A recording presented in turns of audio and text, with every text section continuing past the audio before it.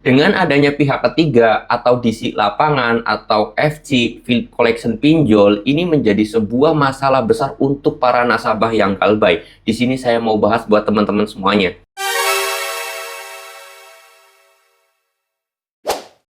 Assalamualaikum warahmatullahi wabarakatuh, teman-teman semuanya. Pada kesempatan video kali ini saya ingin membahas tentang yang namanya field collection ataupun DC lapangan ataupun apa istilah kalian memanggilnya terserah, tetapi intinya debt collector yang datang ke rumah kalian. Itu sebenarnya sih yang lebih pas itu adalah field collection ya, atau FC, teman-teman semuanya. Nah, ini menjadi sebuah hal yang sangat berbahaya sekali untuk nasabah galbay pinjol, karena banyak sekali korban-korban pinjol yang terlilit hutang, yang kemudian gali lubang tutup lubang. Itu permasalahannya di situ, yaitu ketakutan terhadap FC ataupun DC lapangan. Nah, di sini saya pengen bahas buat teman-teman semuanya, khususnya teman-teman yang ketakutan ada DC lapangannya nggak bang daerah ini, aplikasi ini ada DC lapangannya nggak bang di lokasi saya di sini, dan masih banyak sekali pertanyaan seperti itu. Jadi di sini saya mau bahas akan hal itu teman-teman ya. Jadi satu video bisa menjawab pertanyaan kalian semuanya, daerahnya mana, lokasinya mana, aplikasinya apa, ada di lapangannya atau enggak. Di sini saya mau bahas ya teman-teman semuanya. Ada atau tidaknya FC atau DC lapangan, kalian nggak usah takutin, titik. FC dan juga FC atau DC lapangan itu hanyalah sama karyawan pinjol ataupun karyawan sebuah perusahaan yang dia itu digaji sama seperti kita karyawan biasa, manusia biasa yang kerja di sebuah perusahaan.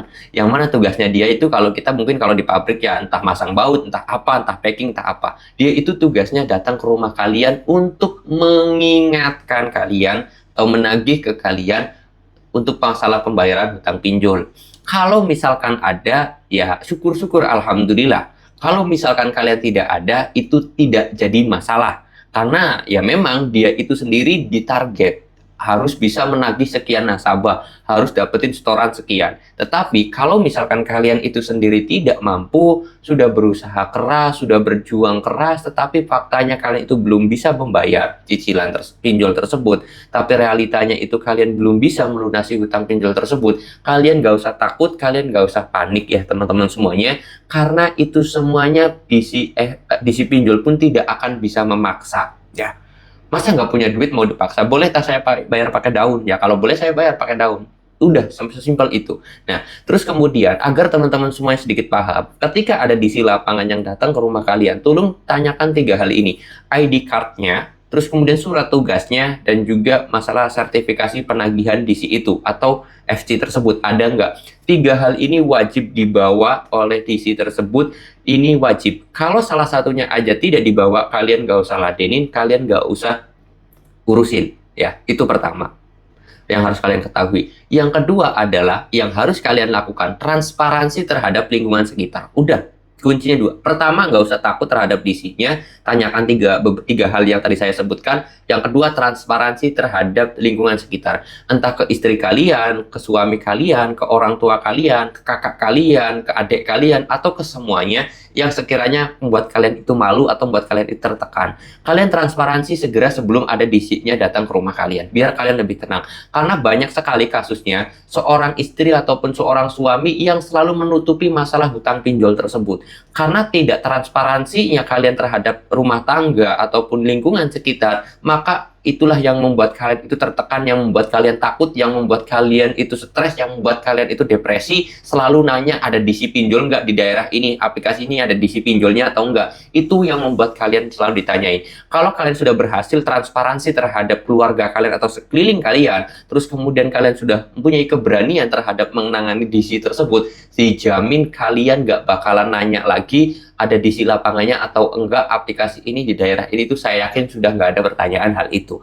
Oleh sebab itu, kalian harus lakukan hal itu ya. Jadi 2 hal aja, jangan pernah takut terhadap DC tersebut, hadapi, tanyakan 3 hal yang tadi saya sebutkan, ID card, surat tugas, dan juga sertifikasi penagihan, itu harus kalian tanyakan. Dan yang kedua, transparansi terhadap lingkungan sekitar kalian. Oke, itu menjadi kuncinya. Kalau sudah berhasil kalian lakukan 2 hal ini, ada ancaman mau datang ke rumah, sudah datang ke rumah, kalian pun akan enjoy aja dan tidak akan ada yang namanya masalah. Ketika ditanya tiga ini ada tambahan, Kalau ditanya kapan bisa bayar, kalian jangan pernah jawab minggu depan, bulan depan, atau tanggal sekian, jangan. Tapi kalian jawab, saya bayar kalau punya uang, besok kalau saya punya uang 100 juta, insya Allah, bukan insya Allah, pasti saya bayar.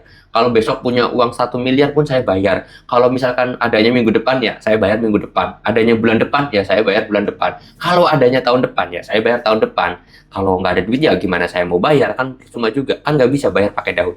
Jawab seperti itu kepada isi lapangan tersebut atau FG-nya. Oke, mudah-mudahan video ini bisa memberanikan mental kalian dan sudah tidak ada lagi pertanyaan tentang kapan DC-nya datang ke rumah, daerah ini ada DC lapangannya enggak, aplikasi ini ada FC-nya atau enggak. Itu sudah tidak ada lagi pertanyaan di kolom komentar seperti itu. Oke, mudah-mudahan video ini bisa bermanfaat. Saya mau tutup dulu video ini dengan kata assalamualaikum warahmatullahi wabarakatuh.